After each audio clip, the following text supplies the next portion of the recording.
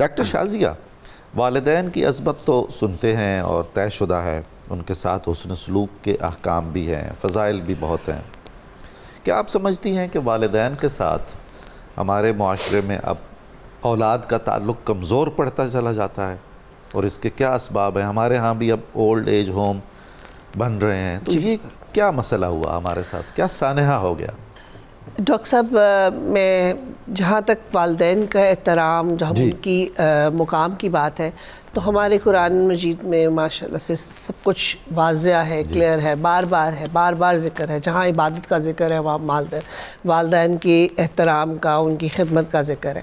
یہ تو ایک ایسی بات ہے جس سے ہم میں سے کسی کو انکار نہیں ہے.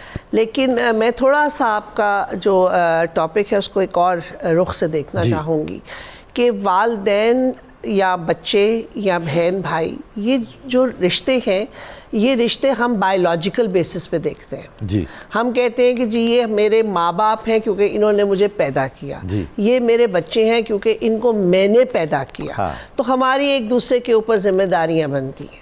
میں اس کو کچھ ڈفرینٹ انداز سے اس طرح دیکھتی ہوں کہ میرے خیال میں خون کے رشتوں کی اہمیت یقیناً ہے، اپنی جگہ پر ہے، لیکن یہ رشتے جو ہیں اس میں ایک احساس ہے، بنیادی ایک احساس ہے، ایک ذمہ داری ہے، ایک کردار ہے.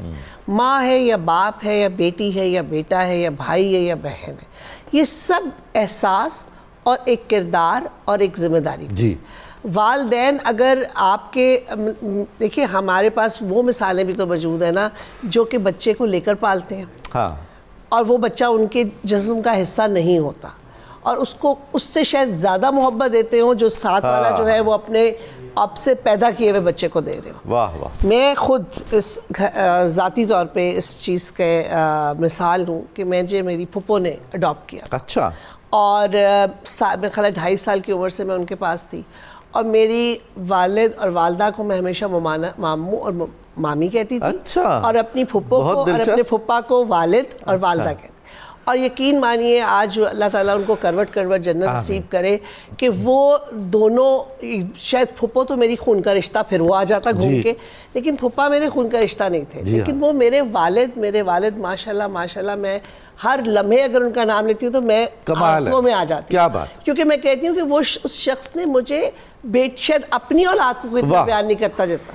اب مجھے بتائیے اس میں خون کا رشتہ تو نہیں آیا، اس میں بائیولوجیکل تعلق تو نہیں آیا، اس میں صرف احساس ہے، کردار ہے بحیثیت باپ کے، رائٹ، اور ذمہ داری ہے بحیثیت باپ کی. جی ہاں.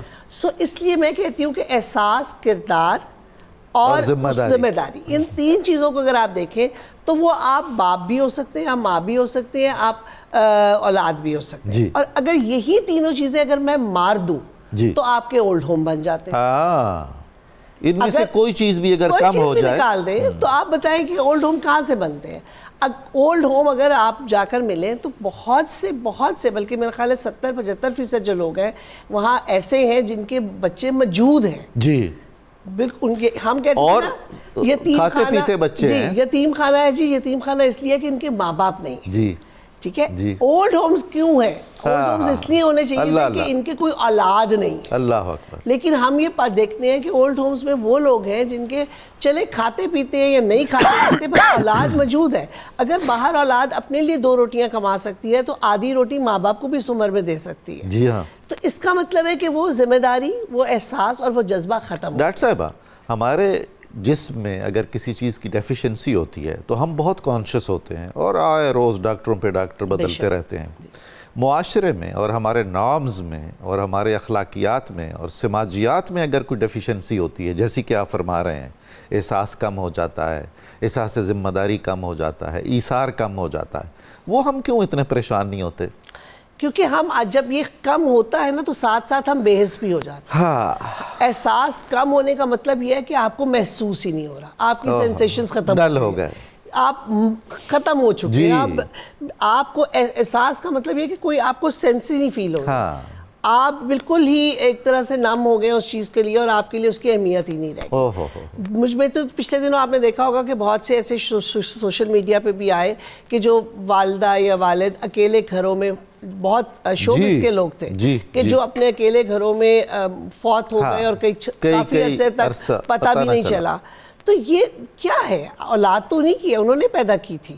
اس کا مطلب یہ ہے کہ وہ جو ایک تعلق ہے اصل میں جی ہم یہ ہے کہ ایک تو شاید وہ دور تھا، کچھ رشتہ ایسا تھا کہ کچھ پیرنٹس نے کئی دفعہ انفارچونیٹلی پیرنٹس دیتے ہیں پر بچے اس کا جواب نہیں دے پاتے، اور کئی دفعہ شاید پیرنٹس دینے میں بھی غلطی کر جاتے ہیں. یہ بھی ایک وجہ ہو سکتی ہے. ہاں مطلب ایسا اگر ہے تو والدین کو بھی تو نظر ثانی کرنی چاہیے. والدین جب اپنے بچوں کو پال رہے ہوتے ہیں تو صرف اور صرف لاڈ پیار ضروری نہیں ہوتا، ان کو ان کی ذمہ داریاں بھی سکھانی ہوتی ہیں.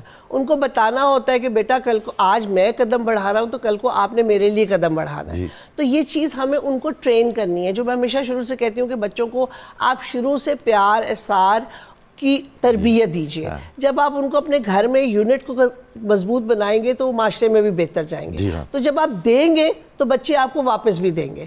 اب ہمارے ہاں یہ ہو گیا کہ ماں کے پاس بھی ٹائم نہیں ہے، باپ کے پاس بھی ٹائم نہیں ہے، وہ بھی بھاگ رہا ہے، وہ بھی بھاگ رہی ہے، بچے اپنی دنیا میں ٹیکنالوجی میں اور پڑھائیوں میں بھاگ رہے ہیں. تو پھر جب ہمیں ان کی ضرورت پڑتی ہے تو ہم پلٹ کے دیکھتے ہیں تو ہمارے پیچھے نہیں کوئی نہیں ہوتا. تو اس لیے میرا خیال ہے کہ ہمیں اس طرف سے بھی دیکھنا چاہیے کہ پیرنٹس تربیت میں کہیں کوئی ایسی کمی تو نہیں کر رہے کہ آج ان کے بچے ان کے ساتھ شانہ بشانہ نہیں کھڑے ہیں. بہت خوب، بہت خوب.